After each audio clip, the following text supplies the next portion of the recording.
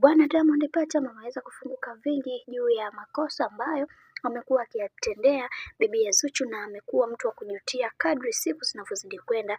Najua kuna wengi ambao wamekuwa wakieleza hiki kinachoendelea kwa sasa, na wengi wao wakasema kwamba kuna mambo mengi tunatakiwa kuweza kujifunza katika hii dunia.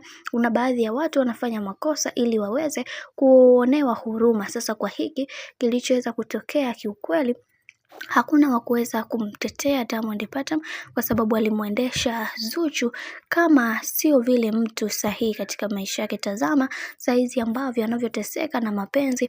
Hili jambo limewapende watu wengi wameweza kulipenda, na wengi wao waliweza kufunguka vingi na kusema ya kwamba waache ajifunze kutokana na makosa ambayo amekuwa akiyatenda mara zote, kwani hiki alichoweza kukifanya ikawe funzo hata kwa watu wengine. Tunaamini katika hiki Mwenyezi Mungu atasimama naye na atamfanya aweze kujutia kwenye kila kosa ambalo aliloweza kulitenda katika maisha yake, kwa sababu kila mtu alitamani sana kuweza kuona bibi Zuchu akiwa na amani na furaha, lakini yeye amekuwa mtu ambaye mara zote anamfanya aweze kukosa amani kabisa katika maisha yake. Tazama hiki ambacho alichoweza kukipitia sasa hivi ni zaidi ya huruma. Hivyo kwa hiki kinachoendelea sasa, kila mtu alisema ya kwamba wacha ajutie kwenye kile ambacho alichoweza kukifanya kwa muda mrefu, kwa sababu matokeo yake ndio hiki ambacho kinachoenda kutokea kwa sasa. Na tunaamini katika hiki kinachoendelea, Mungu ndiye ambaye atakayeweza kusimama imara na kumfanya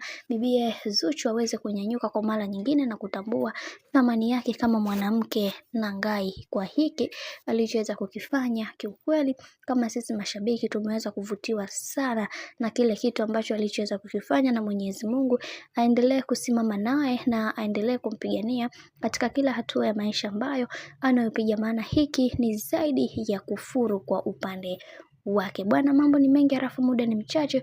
Mimi nikusihi usisahau kusubscribe, kulike, kushare pamoja na kucomment.